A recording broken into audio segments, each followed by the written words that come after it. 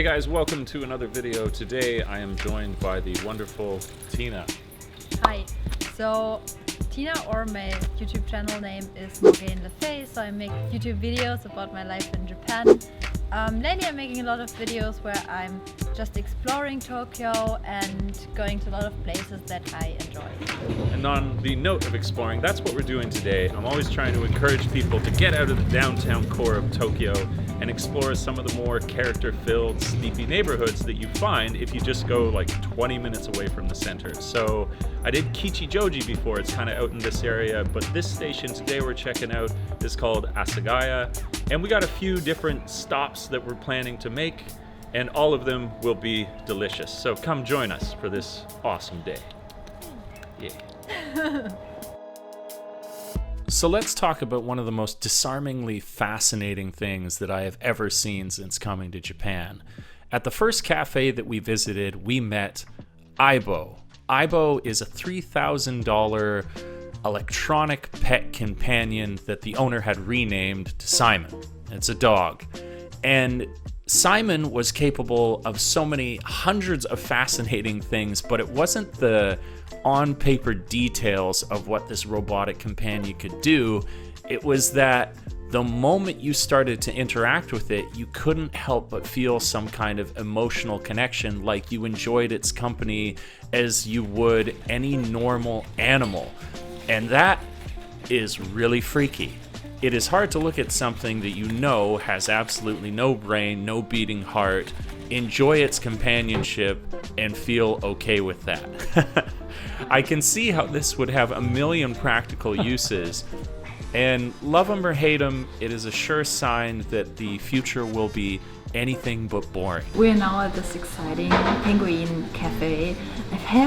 I have been to a penguin bar before, so this is interesting. Just like by chance, I got to see this penguin cafe today.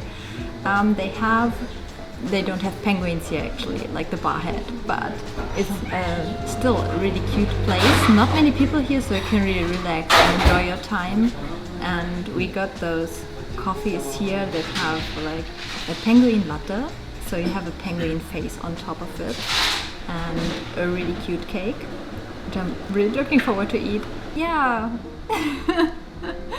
So I would kill a man for a cheesecake, but that's why I'm so glad today I didn't have to do that. This just cost 500 yen and nobody had to die. But it looks delicious, homemade. I'm gonna try it out.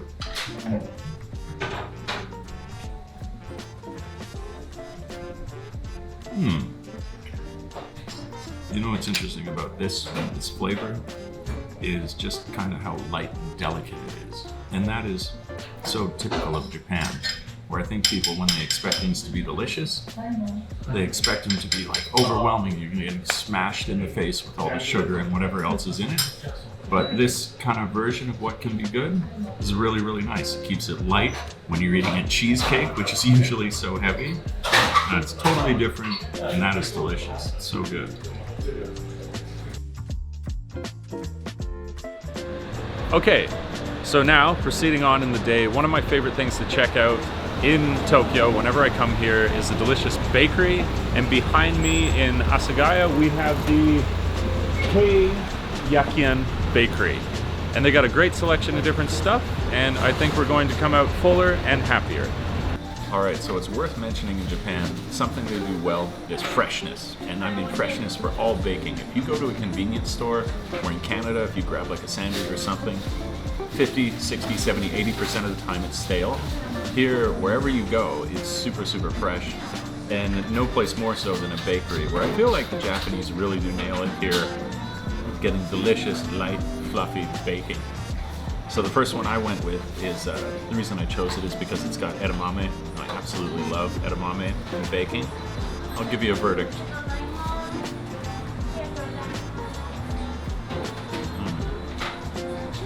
As suspected, delicious, light, fluffy, all the flavors coming together, dancing. It's really, really, really good. Yeah, not disappointed. So it's already getting a little bit dark here. We're in one of those shotengai. That means basically nothing else than shopping street. So throughout the day you can go to one of those streets here, for example at Asagaya, go shopping, but you can also at this time of the day go drinking at one of the local izakayas.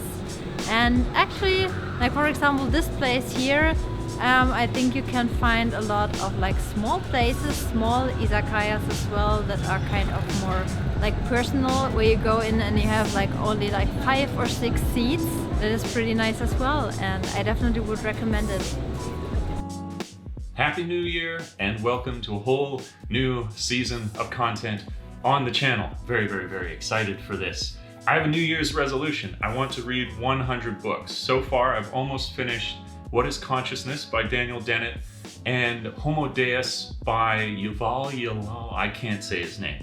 I believe he's from Jerusalem. Difficult name to say. Anyways, it's a fantastic book. What are your resolutions for the New Year's? I'd love to know. Let me know in the comments down below. What focus have you set up for yourself for these following months? That'd be great. Exciting things coming to the channel that I can tell you about are, after half a decade of developing the portfolio and videos that I have available, drawn some attention from finally some interesting companies to work with that I would make these videos anyways, but it's so cool to have the support to do it with them. One of which in February is going to have me going down to Oita Prefecture, doing a sort of like travel exploration of the coast there. It's a very, very cool city. It's called Beppu City. In addition to that, really excited for this project in March. Finally coming to fruition will be a collaborative effort that I'm doing with a real estate company there to tell the story of machiya, which are basically traditional Kyoto homes which doubled as businesses at one point in time, but now they're kind of dying out, and it's a sad thing. And it's a really fascinating story how people can have a positive impact who are foreigners if they are interested in this kind of old traditional architecture. So that's a really, really cool project that I'm excited to work on. Hope you enjoyed this video, obviously, and I hope that you go over and check out Tina's channel. She's a doll, lovely person to hang out with, a lot of fun making this video with her, and she makes great content worth checking out. Aside from that, thank you very much for watching, and please do consider supporting me on Patreon. Of course, there's links always all around and below. That's what keeps this channel so entirely ad-free, which I really, really appreciate, and is the way you ultimately want to make your content. 100% with integrity, 100% in mind with this kind of positive feedback loop you have with the people who are really excited for the stuff that you are creating. Wishing you all the best in these coming months. I will catch you in the next video, 2 of which will be Kyoto, where I spent my vacation. But for now, peace.